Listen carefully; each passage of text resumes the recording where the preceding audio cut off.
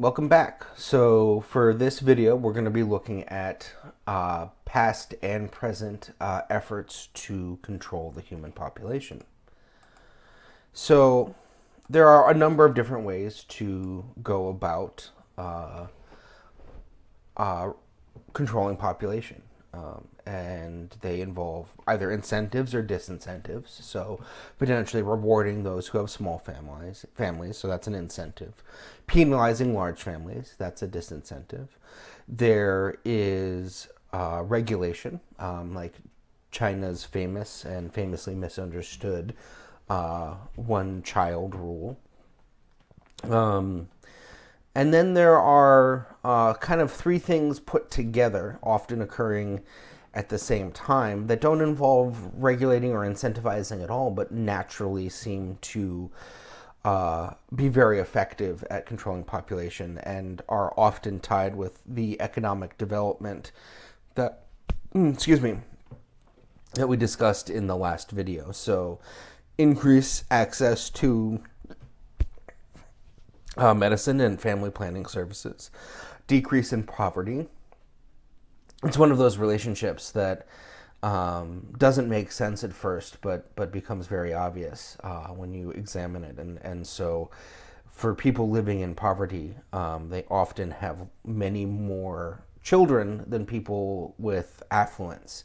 And so even though the affluent people actually have much more resources to care for those children, and that's tied to things like education and healthcare and family planning, and then increasing education for women and girls in particular, and of any single factor that is often the most significant to declining fertility, and we'll talk about that and why. So we're going to look at examples of all of these different attempts to control population. So incentives for family planning are actually fairly hard to find.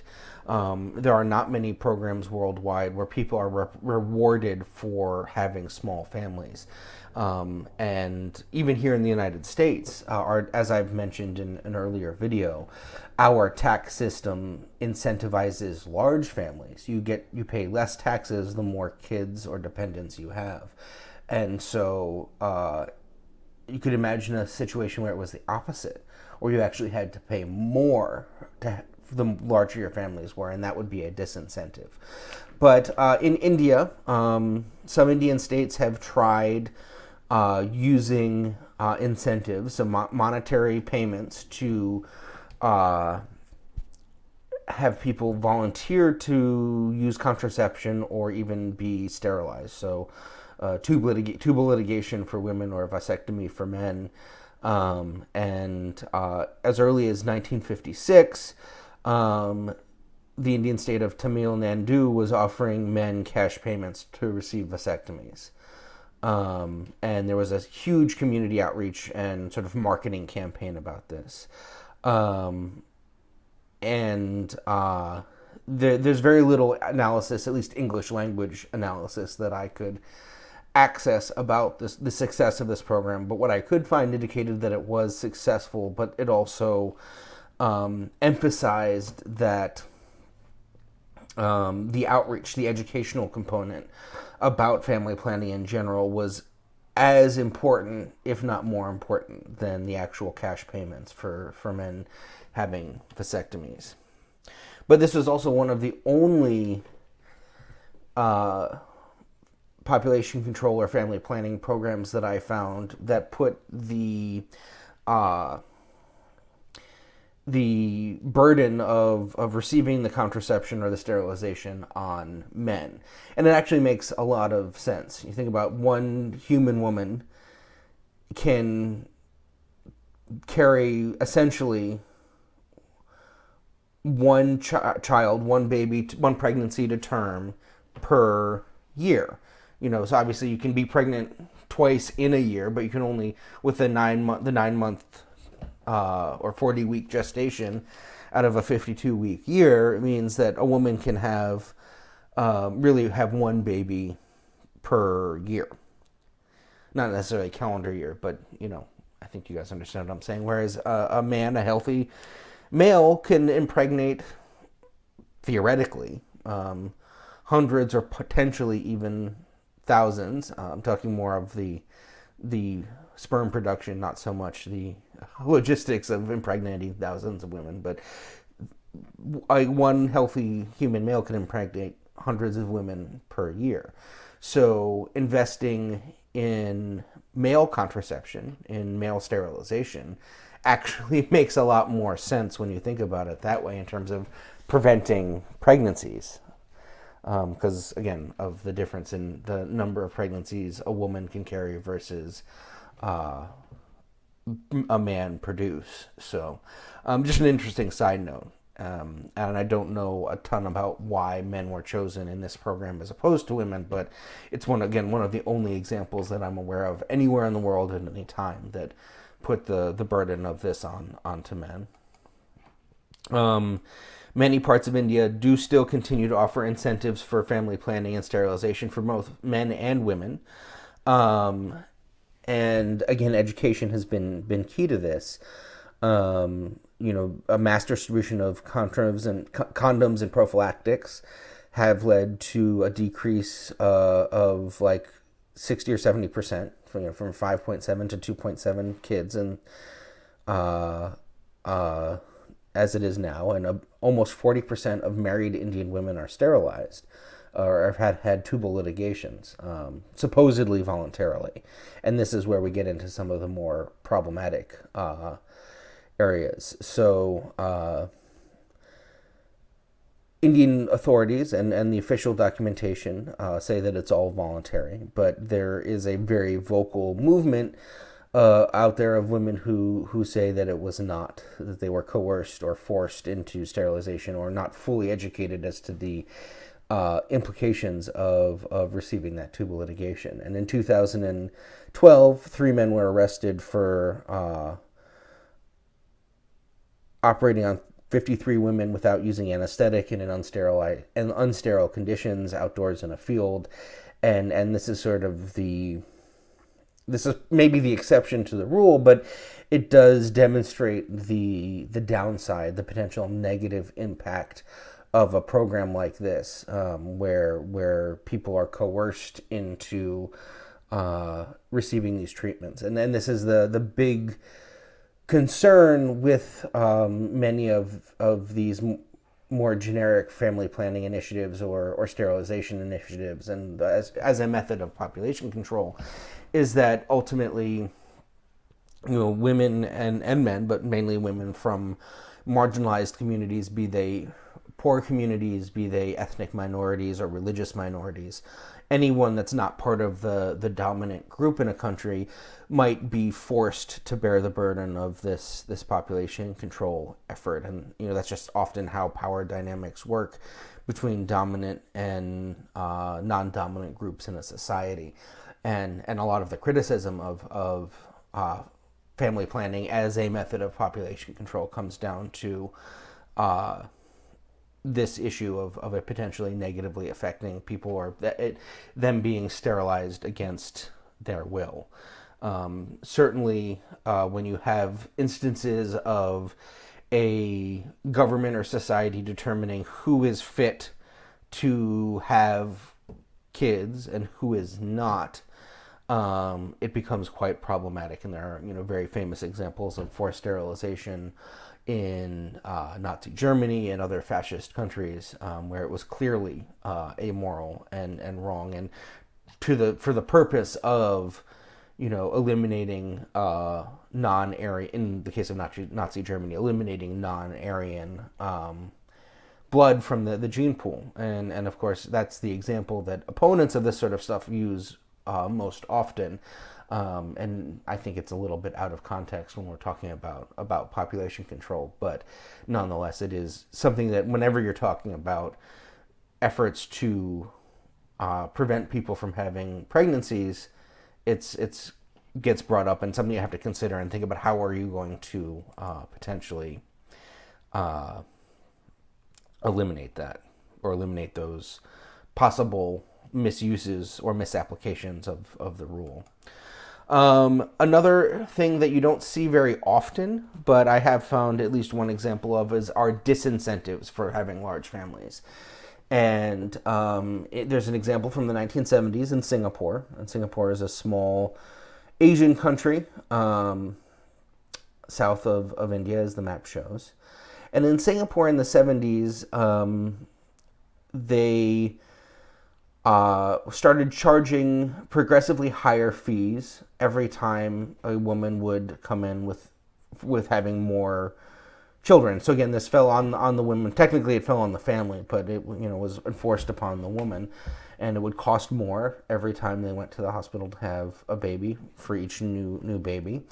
And more interesting than that is that women, again, falling on the burden falling on women, with 2 or more children became ineligible for maternity benefits. They became ineligible for public housing and other social services. So 1 or 2 kids, you could take advantage of all those social welfare programs, but more than 2 kids, you were not eligible. And so, on the one hand, people weren't directly penalized for having more kids, but there was a lot less social support for having larger families. And so it was effective. It cut the birth rate from, this is per 1,000 residents, from 23 to 14 in 14 years. So that shows that it was effective. Again, there are concerns here with the fact that the burden fell exclusively on women, and there are all kinds of issues, about what would happen if a woman was raped or forced to have a pregnancy that she didn't want, and things like that. So there are serious concerns. But ultimately, by the late 80s, Singapore became more concerned that the population was going to decline. And population decline is very problematic from an economic standpoint, not from an environmental standpoint. The environment is very happy to have less people, but from an economic standpoint and an economic growth standpoint, declining populations are certainly problems.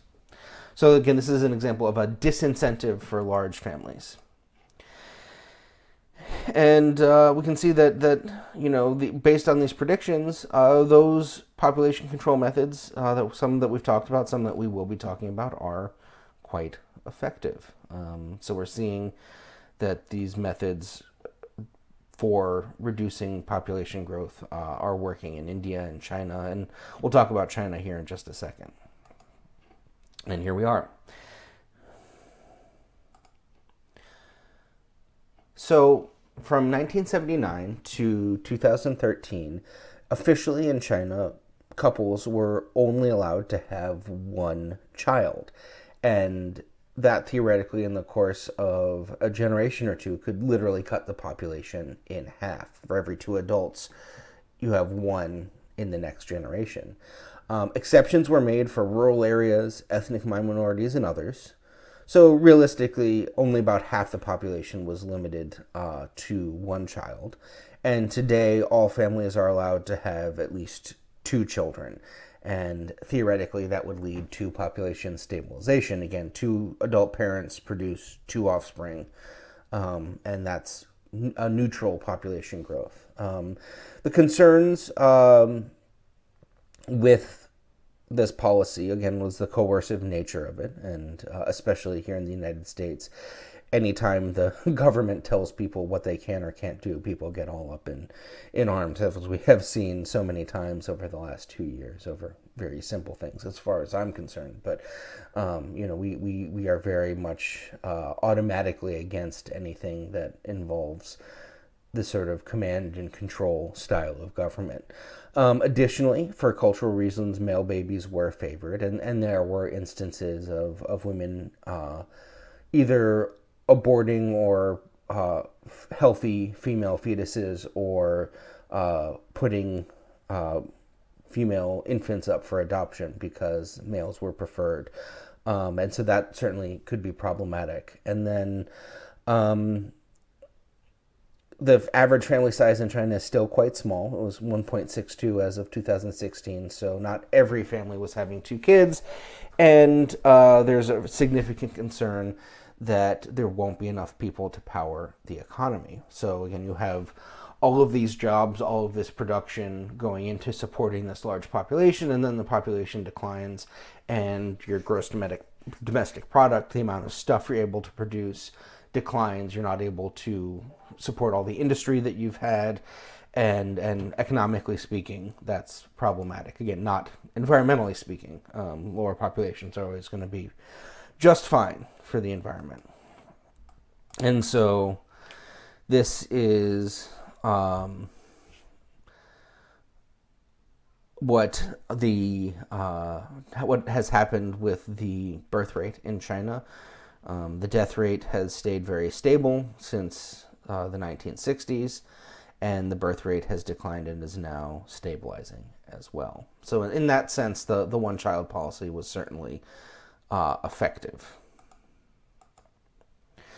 So whatever you think about all those incentives or disincentives or methods for controlling population, it turns out there is a direct relationship between women's education and fertility. So the fertility goes down as the percent of girls who are enrolled in secondary school or high school goes up. And this happens for a few different reasons. One, as women have more economic opportunity and the ability to pursue roles outside of the home, they have just naturally have incentives not to have kids or to delay child rearing and pregnancy. Women can join the workforce, often, at least some do. And pursuing education and high school and even college or graduate level work changes that calculation. So the more education women receive, the smaller families they have across the world. This doesn't matter what culture you're in, doesn't matter what continent you're on or what nation. This applies across the planet. So it, like I said, it delays marriage and childbearing. It creates a higher opportunity cost because women have higher earning capacity when they have more education. They have access to non-traditional ideas and values and are empowered to not follow traditional gender roles.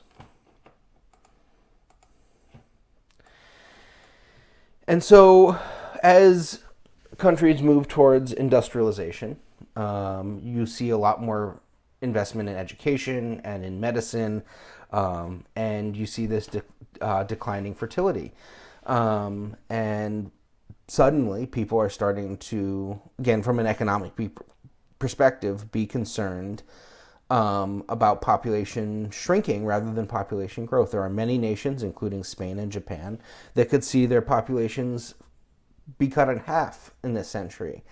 And so theoretically, our population could peak. Some people think it's going to be just under 10 billion and then begin to fall through the next century.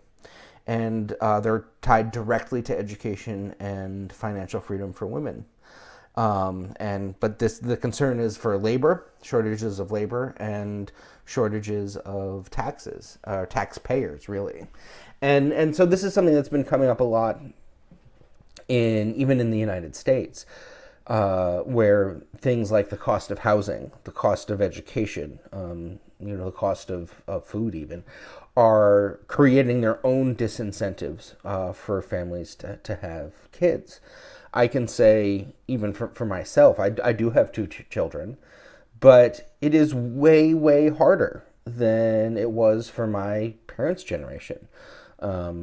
My dad was a professional, he's a photographer, but he was able to command the kind of salary that allowed him to work full-time. And for the first 8 or 9 years of my life, and my brother's lives, my mom was a stay-at-home mom. So we were a single-income family. We didn't live in a big house, but we lived in a house that they had purchased. um, on a single income. And for the most part, unless you are a doctor or a lawyer, or an engineer from, a social media influencer, I guess, or or a professional athlete, there are very few careers that pay enough to where a single earner can support a family.